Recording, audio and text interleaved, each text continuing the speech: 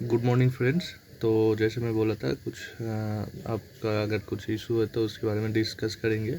तो आपके कमेंट्स पढ़ के मुझे ये चार सेक्शन ही पता चला है कि आपको extension, reserve list training, reserve list और पोस्टिंग के बारे में जानना है। ठीक है, तो पहले एक एक करके शुरू करता हूँ। पहला है एक्सटेंशन। तो एक्सटेंशन के लिए प्रोसेस क्या है? देखिए, एक्सटेंशन के लिए कुछ ज़्यादा दिक्कत नहीं है, लेकिन क्या है कि आपका अगर रिलीविंग लेटर नहीं मिला, ठीक है, तो आप मिस मत कीजिए। आपका जिस दिन जॉइनिंग डे है, मतलब अपॉइंटमेंट डे है, जिस दिन मतलब 24 अप्रैल को जॉइनिंग डे है, तो इसको मिस मत कीजिए। जहाँ पर आपका ट्रेनिंग है वहाँ पर ज़रूर जाइए। उधर जाके आपने बोलना है कि सर मेरे को रिलीविंग लेटर नहीं मिला। तो वो लोग ही बोलेगा कि एक एप्लीकेशन लिख के दे दो कि आपका एक्सटेंशन चाहिए।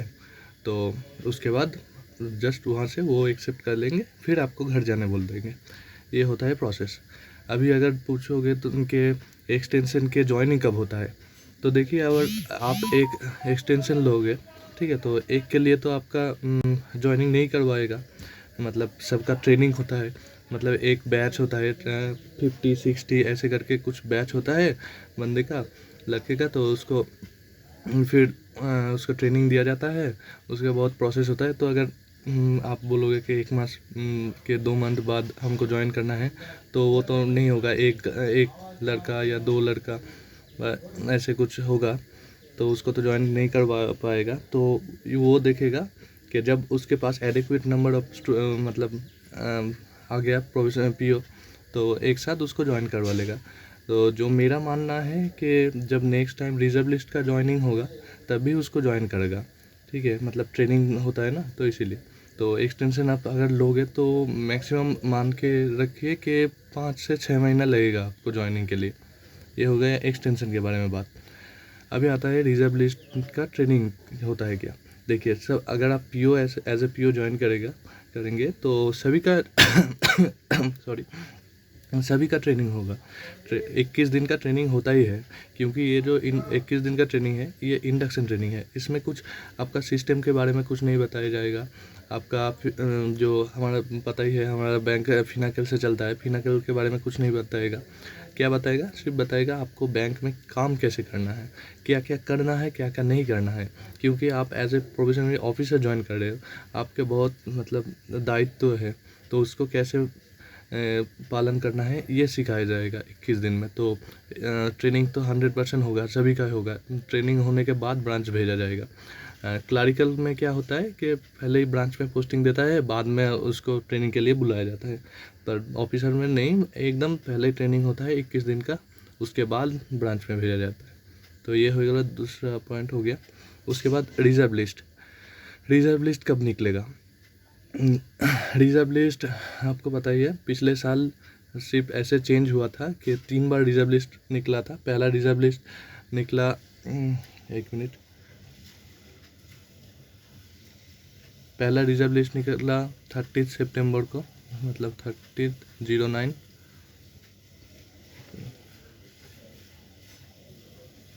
30 सितंबर को पहला रिजर्व लिस्ट निकला।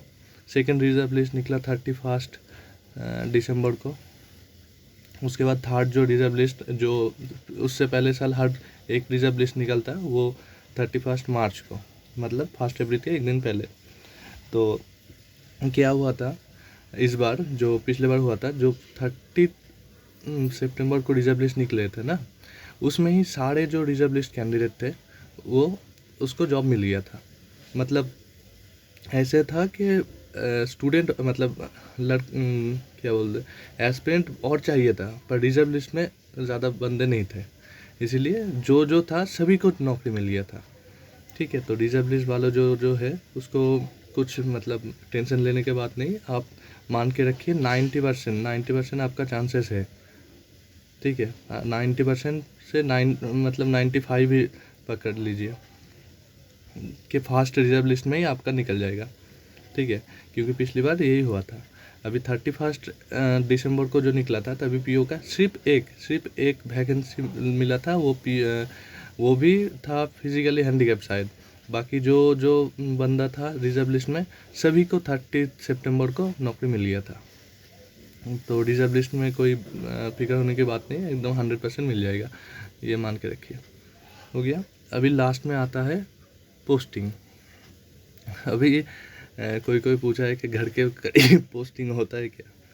तो एक्चुअली क्या है कि पोस्टिंग के लिए ज़्यादा टेंशन मत होना, क्योंकि देखिए आप एज ए पीयू ज्वाइन कर रहे हैं तो आपका लाइबिलिटी है कि आप पूरा ऑल ओवर इंडिया कहीं भी आपको पोस्टिंग दे देगा। पर क्या बोलूँ, मतलब जो पिछले साल जो नॉर्मल ज्वाइनिंग हुआ था, जिसका हम तो रिजर्व लिस्ट में ज्वाइन किए थे, पिछले बार नॉर्मली जो 1 अप्रैल रिजल्ट निकला था उसका जो ज्वाइनिंग हुआ था उसमें 80 से 85% बंदे को होम पोस्टिंग मिला था।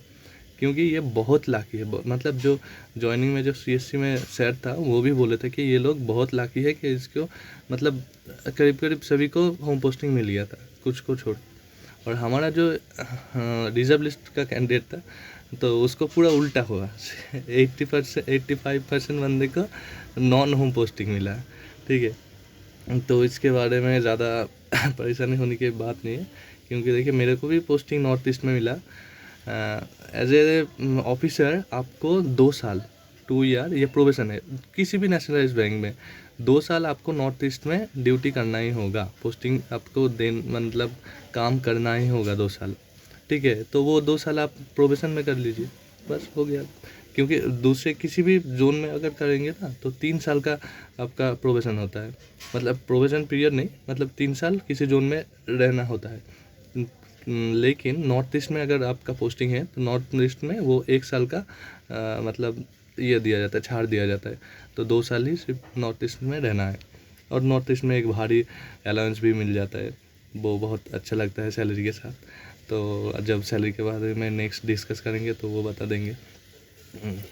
और हाँ एक चांसेस है कि अगर नॉर्थ ईस्ट में पहला पोस्टिंग हो 2 साल, तो उसके बाद अच्छे पोस्टिंग मिल सकता है, ये मैंने सुना है। अभी तक तो मेरा नहीं हुआ, तो ये मैंने सुना है बस। यही, और तो कुछ नहीं है। ठीक है, एक छोटा सा वीडियो था। अगर कोई और कोई सवाल है तो आप कमेंट सेक्शन में पूछ सकते हैं। Thank you.